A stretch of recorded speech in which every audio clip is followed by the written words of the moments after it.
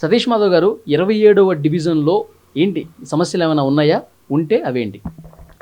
సమస్యలు అనంటే అన్ని సమస్యలే, ప్రతిదీ సమస్యే. ఎందుకంటే కొన్ని చెప్పండి సమస్యలు. ఇప్పుడు రోడ్లు ఉన్నాయి, రోడ్లు వేసిండ్లు, ఇటు నుండి వేసుకుంటూ పోతారు, అటు నుండి ఎవరింటి ముంగట వాడు తవ్వుకుంటూ వస్తాడు. ఇప్పుడు ఆ రోడ్డు తవ్వితే దాన్ని కూర్పేవాడు ఉండడు, వాడు ఎందుకు తవ్విండో తెలియదు, ఆ కూర్పేవాడు అయితే ఉండడు. అట్నే ప్రతిదీ కూడా ఇట్లనే ఉంటుంది. ఇంతవరకు మాకు డివిజన్లో 27 డివిజన్లో 20 ఏళ్ళ నుండి ఉంటాను నేను.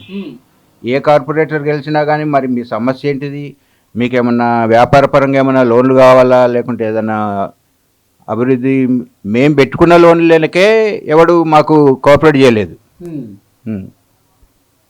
ఎవరు పట్టించుకోవట్లా, ఎవరు పట్టించుకోరు. గెలిచే వరకు ఒకలా ఉంటుంది, గెలిచిన తర్వాత వాళ్ళ దగ్గరికి మనం తిరగాలి. ఫస్ట్ ఒకసారి వాళ్ళు వస్తారు కదా, ఒక్కరోజు వాళ్ళు వస్తే 5 సంవత్సరాలు మనం తిరగాలి.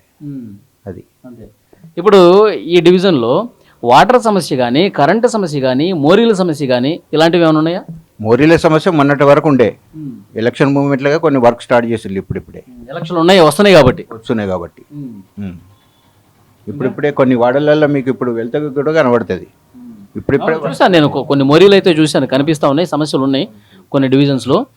అయితే ఇప్పుడు మళ్ళీ ఎలక్షన్స్ వచ్చినాయి కాబట్టి ఏంటి, ఇప్పుడు ఏమన్నా మార్పు కోరుకుంటున్నారా? మార్పు అనంటే పాత వాళ్ళు ఉంటే ఇట్లనే ఉంటుంది, కొత్త వాళ్ళు కొంతమంది యువకులు వచ్చిండ్రు, వాళ్ళకు మరి నేను కూడా మొన్న రీసెంట్లీ నేను కూడా ఒక మెసేజ్ పెట్టిన, డబ్బులకు 500 ఆశపడకండి, ఆలోచించి మీ యువతను గెలిపించండి, ముందు భవిష్యత్తును మీరు మంచిగా కోఆపరేట్ చేయండి అని చెప్పేసి అని నేను కూడా నా స్టేటస్లో, ఇన్స్టాగ్రామ్లో